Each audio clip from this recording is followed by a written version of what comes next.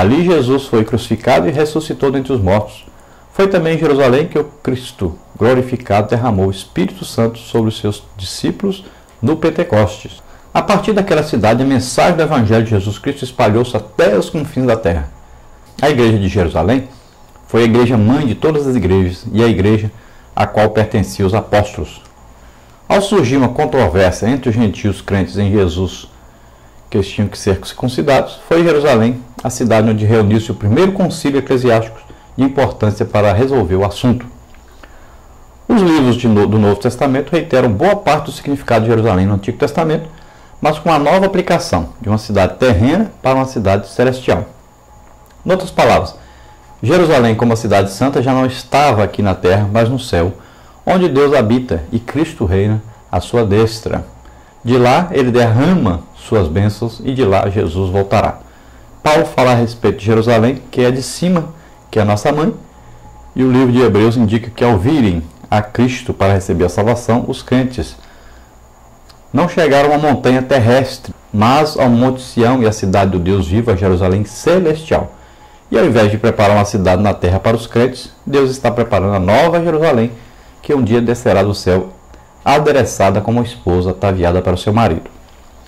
Naquele grande dia, as promessas do concerto serão plenamente cumpridas.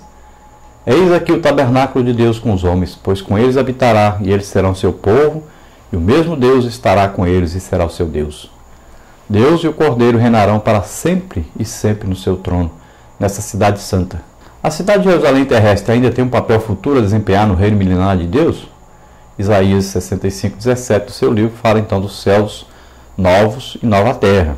E em seguida apresenta um mas, enfático aí sobre a grandeza de Jerusalém terrena no versículo 18. O restante do capítulo 65 trata das condições mileniais. Muitos creem que quando Cristo voltar para estabelecer o seu reino milenial, ele porá o seu trono na cidade de Jerusalém, depois do julgamento do grande trono branco.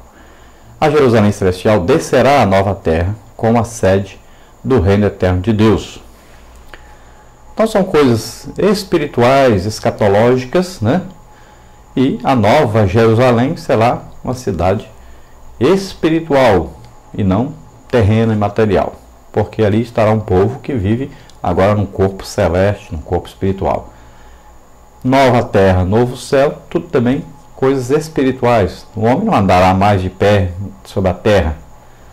Ele agora terá um corpo espiritual, celeste, poderá voar para todo lado, Não precisa mais de uma coisa material como a terra é hoje. A terra toda será queimada, destruída, como Pedro diz, e serão feitos novos céus, nova terra. Então, tudo passa a ser espiritual para um povo espiritual.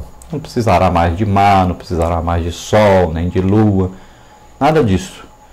Os nossos corpos não serão mais corpos humanos, mas corpos celestes, corpos espirituais.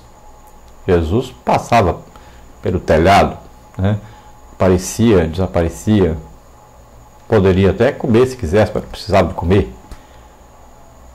Nós entendemos pouco de coisas espirituais, Queremos até que as pessoas que são agora estão no corpo espiritual queiram comer como nós comemos, Comida é coisa material, não precisa, o corpo espiritual não precisa disso.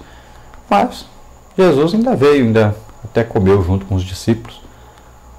Quando os anjos apareceram para Abraão, aceitaram que a comida era um modo de fazer amizade, fazer aliança, de praticamente obrigar aquele que estava visitando a dar uma bênção para quem estava servindo ali uma refeição. E era isso que os povos antigos faziam. Mas um ser espiritual não precisa comer nada. Ele não é material.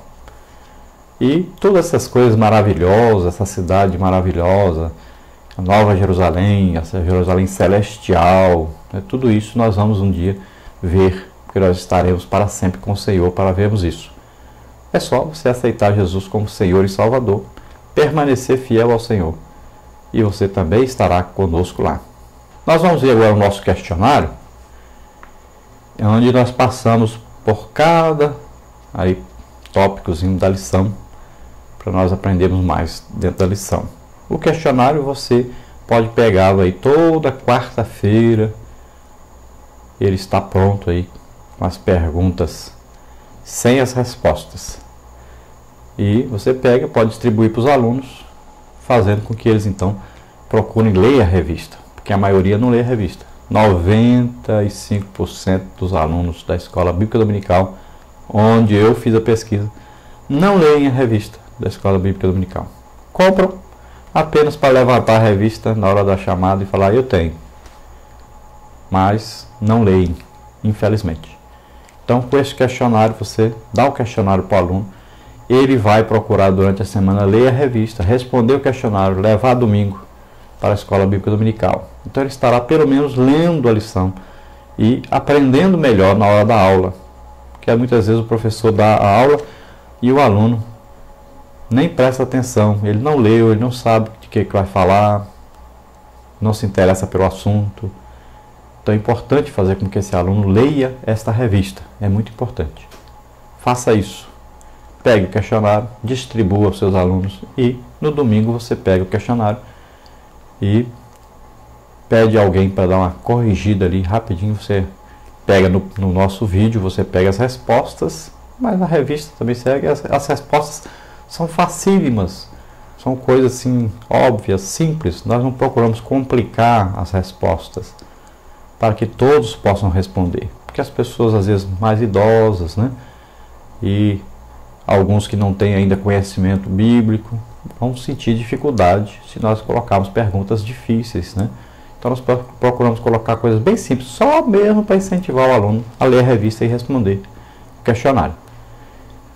Então faça isso, distribua esse questionário para os seus alunos e no domingo você pega e dá uma corrigida ali rapidinho e ajude os alunos a responder, aqueles que não conseguiram responder, e use esse método de perguntas, respostas, deixe os alunos participarem da aula, assim eles vão aprender a lição e nunca mais vão esquecer.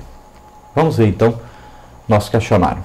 Começamos aí com o texto áureo. Por que Davi se ia cada vez mais aumentando e crescendo? Então a Bíblia responde, segundo Samuel 5,10, porque o Senhor Deus dos Exércitos era com ele. Glória a Deus. A verdade prática, pergunta 2, por que o reino de Israel se tornara forte e respeitado, tendo Davi como seu rei? Então o segredo de todo esse êxito foi a bênção de Deus. A bênção de Deus sobre Davi, né? Depois nós vamos ver a introdução. E a pergunta é, por que mesmo enfrentando inimigos externos, as nações vizinhas e também conflitos internos, familiares e governamentais, Davi foi próspero e vitorioso em seu reinado? Então, primeiro, pelo fato de obedecer à direção de Deus para a sua vida. Depois, era também um crente que buscava ao Senhor, amava a sua palavra, sempre adorava e louvava a Deus. Devido ao seu aprofundamento na sua vida espiritual no deserto, né, a antiga vida dele, como pastor de ovelhas e tocador de harpa, adorador a Deus. Então essa experiência com Deus foi fundamental para o futuro de Davi, porque ele já tinha uma experiência com Deus, aprendeu a depender de Deus e também viu o poder de Deus em ação quando venceu um urso, venceu o leão, né? Então sabia do poder desse Deus. A sua dependência do Senhor foi muito proveitosa em seu desempenho como chefe nacional do reino, do povo de Deus. Na parte 1, a nova sede de um novo reino. Pergunta número 4. Então logo Davi foi empossado rei sobre todo Israel, tomou a decisão de conquistar a cidade de Jerusalém. Como é essa cidade? Então na época era conhecida como Jebus, Josué 18:28. Centralizada em Canaã, Jerusalém era uma cidade fortificada, situada nas montanhas, o que a tornava militarmente estratégica. Então a cidade fortificada já. E, além disso, era sobre as montanhas. Tinha, então, era um local estratégico para se colocar o quê? Os velhos e as crianças e as mulheres. Para que Davi pudesse sair e atacar os outros exércitos e as outras nações, né, que tinham invadido o território que Deus prometera a Israel. Então, Davi precisava muito dessa cidade. E também tornou essa cidade como capital, porque os inimigos temiam invadir Jerusalém. Porque era fácil para quem estava em Jerusalém se defender. Número 5. O que fez Davi por Jerusalém em relação à religião dos judeus? Então, Davi iniciara a transformação de Jerusalém no centro nacional religioso. Esta tradição permaneceu forte entre os judeus e Jerusalém tornou-se o local predileto para se adorar a Deus. Esse fato é visto claramente nos Salmos de Davi, nos quais é mostrada a importância espiritual que essa cidade ocupava no coração da nação. Então Davi tornou Jerusalém o centro mundial de adoração ao legítimo Deus,